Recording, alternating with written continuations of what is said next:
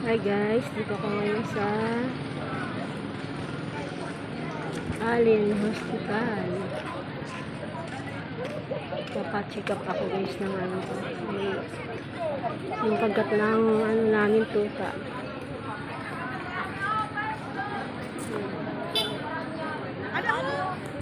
Papacheck up ko yan guys. Nakakatakot pag hindi mo pinacheck up. Mamaya may rabies. May rabies talaga to. Ito guys, waiting pa ako.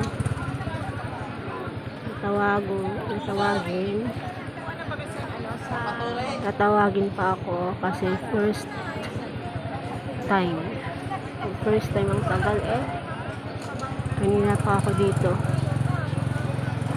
Yan, nag-aantay ako sa guard. Tapos doon, step 1, step 2. Dito sa probinsya, hindi ganun kadami ang mga pasyente. Katulad sa Maynila, di ba? Right? Gusto abutin ka ng hapon doon. Yan, first time kong makapasok dito guys. Pero sana huwag naman na maulit pa. Ay pumasok sa mga ganito.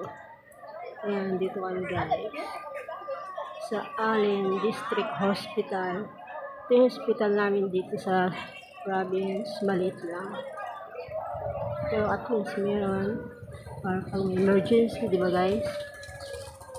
May matatakbuhan kami. Unlike dun sa ibang province. Ang layo pa nilang pupuntang hospital. Kaya ang mga tao makakarating 50-50 na. Kung emergency na, sasamaing palad pa, baka tulog na pagdating din guys. May ganong province. So guys, dito ako nag-aantay. Tagal naman magtawag. Hindi na pa ako dito guys, 8 o'clock. Time now is 9:30.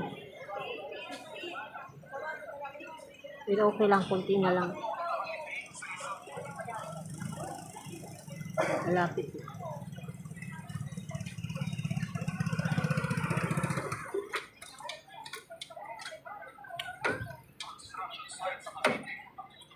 Andun ang emergency.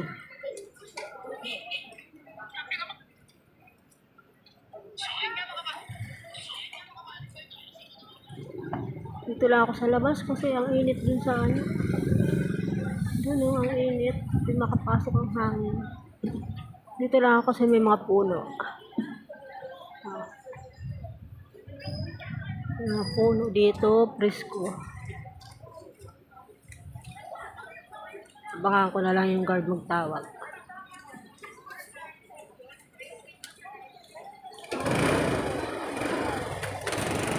Dito yung entrance. Yan ang entrance guys. Pag pumasok ka galing labas,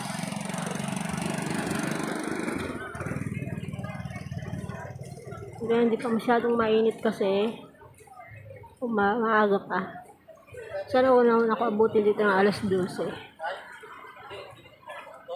Kasi para di ako maano sa init.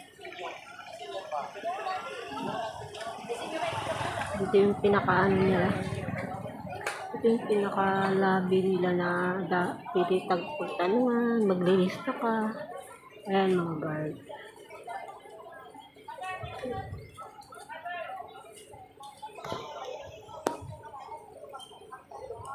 Ayan mga staff.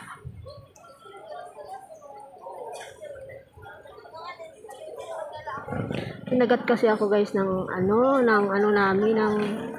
alaga namin tuta. Mababait naman yung guys, kaya lang buntot ng buntot sa akin. Pag lakad ko, sumusunod pala sa akin. Tapos pagbalik ko, napakan ko. Ayun, nagulat na nasagit ng itin siguro yung daliri ko. Ayan. guys, update ko na lang kayo mamaya. Thank you for watching. Yun lang ang sitwasyon dito. Kalma lang.